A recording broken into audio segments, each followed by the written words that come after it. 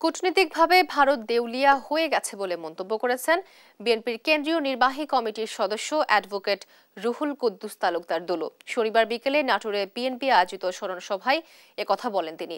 ভারতে কূটনীতিকভাবে দেউলিয়া ও বন্ধুহীন হয়ে পড়েছে উল্লেখ করে দুলু বলেন, ভারতের কারণে শেখ হাসিনা ষড়যন্ত্র ও চক্রান্ত করছে। বাংলাদেশে হিন্দু মুসলিম বিভাজনের চেষ্টা চলছে।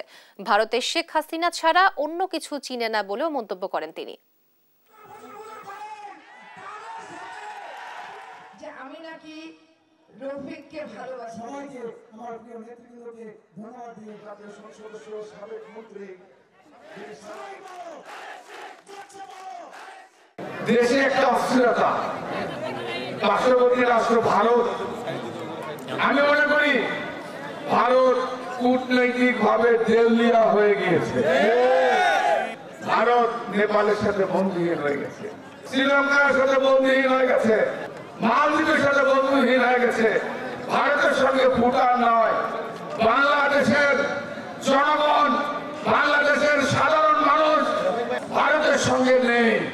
কারণ ভারত শুধু শেখ হাসিনা ছাড়া অন্য কিছু চেনে না।